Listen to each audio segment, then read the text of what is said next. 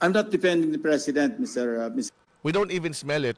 We believe you. Yeah, we can see it. You know, in fairness to him, yung list of projects, yung 100 billion, initially naka-FLR lahat yun eh.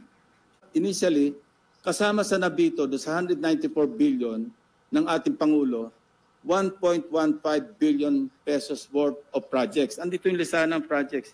May listahan din si Bernardo nito. Kung alam ni Pangulo at siya nag-utos na mag-insert ng 100 billion sa GAA, sa BICAM, bakit niya ibibito? Yan din ito yung tatlong items no, na nabito. Saldi total 1.15. Kung gusto kasi ng iba, paniwalaan natin na sa Pangulo ang nag-utos mag-insert. But it doesn't make sense to me, Mr. President. Why? That's common sense. Siya nag-utos, ibibito niya. Common sense, yes, tama ka. But logically speaking, there's no problem with it. Kung ang target ko is 80 billion and 20 billion kasama sa list ko to actually avoid suspicion, I can veto them. Kung magkahuli yan, I can say that. I vetoed them. Walang contradiction doon. Sa deep analysis, there is no contradiction between the president veto at the same time, meron siya. There's no contradiction. The problem is, you only rely on common sense. Kapag common sense versus logic, panalo ang logic, hindi common sense. Common sense is just shortcut. Sa paningin mo, paradoxical siya. Katulad ng sinabi ko, may tatlong klase ng paradox. Ang paradox ay isang pahayag na tila totoo, pero humahantong sa isang lohikal na kontradiksyon. May tatlong pangunahing uri nito. Una, falsidical paradox. Ang resulta ay mukhang imposibleng totoo, pero may mali o nakatagong pagkakamali sa premise o logic. Ito ay nagpapanggap lang na paradox. Example, ang isang political analyst ay nag-claim dahil ang lahat ng botante sa Region X ay sumusuporta kay Candidate A at ang lahat ng botante sa Region Y ay sumusuporta kay Candidate B, kaya 50-50 ang laban at siguradong magtatay sila. Ang pagkakamali, ang premise ay may mali. Hindi niya isinama ang total number ng botante sa bawat region at hindi sila pareho ng laki. Ang simpleng math errors ay nagpapabagsak sa nakakatawang konklusyon na magtatay sila.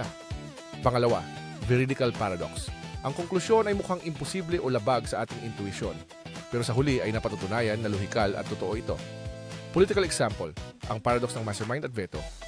Ang tanong, kung si Presidente ang mastermind ng 100 bilyong budget insertions, bakit siya magbe-veto sa ibang items sa listahan? Ibig sabihin, hindi siya ang mastermind. Sa unang tingin, parang lohikal na hindi siya ang mastermind. Ang katotohanan, ayon sa politika, ang dalawang aksyon ay lohikal na pwedeng magkasabay. Ang veto ay ginagamit para i-maintain ang political credibility at magpanggap na transparent. Nagveto siya ng maliit na items para protektahan ang mas malaking insertions. Ang veto ay bahagi ng operasyon at hindi patunay na wala siyang alam. Ang lohikal na paliwanag ay sumasalungat sa ating intuition na dapat one-sided lang ang aksyon niya. Ikatlo, antinomy. Ito ang pinakamahirap. Ito ay isang pahayag na, gamit ang perpektong logic, ay humahantong sa dalawang magkasalungat na konklusyon na parehong tila tama. Example, ang freedom for security, paradox. Para makamit natin ang pambansang kaligtasan, security, laban sa terorismo, kailangan nating isantabi ang ilan sa ating karapatan, freedom. Dahil ang absolute freedom ay nagdudulot ng absolute chaos. Ang kontradiksyon, kung binawasan mo ang freedom, nagkaroon ka ng security. Ngunit kung nawala ang freedom, nawala ang pinoprotektahan mo. Kaya, ang sobrang security ay sumisira sa pangunahing dahilan ng paghahanap ng security. Walang katapusang loop na parehong totoo at mali. Tandaan, falsidical, mali ang premise, veridical, tama ang premise, pero imposible sa pakiramdam. At antinomy, parehong tama ang salungatan.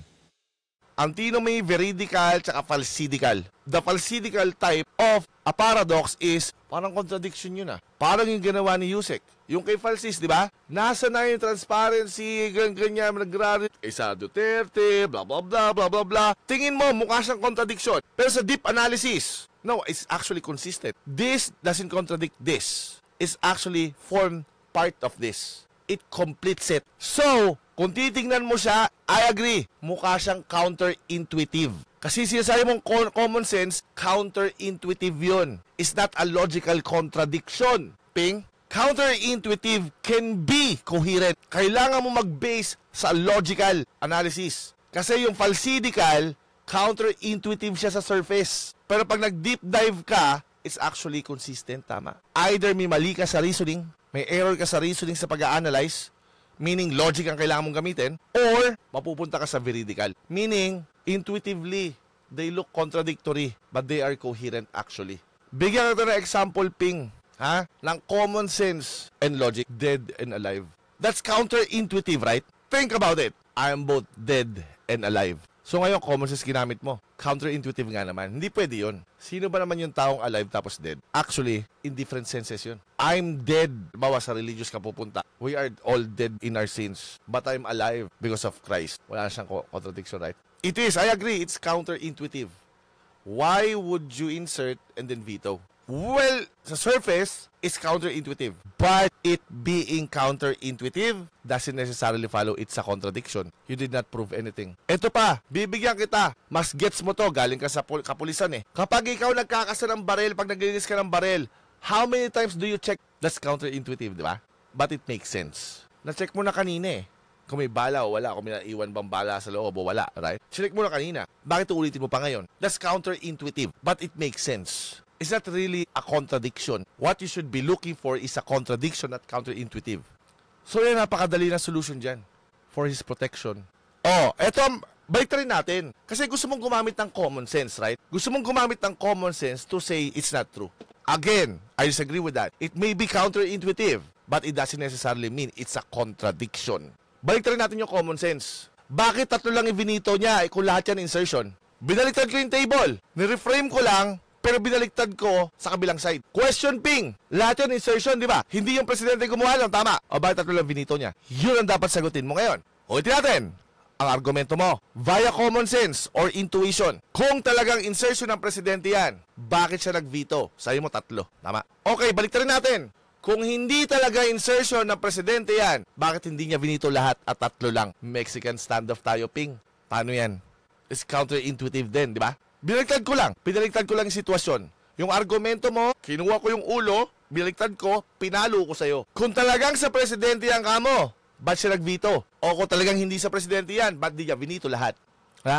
Hatang halata. Yung intellectual prowess mo, wala na, Ping. Yung critical thinking mo, Ping, wala na. Sa dami nun, 3 lang na veto. Exactly. Narinig ko kay Attorney Neil, meron naman daw talagang plan veto.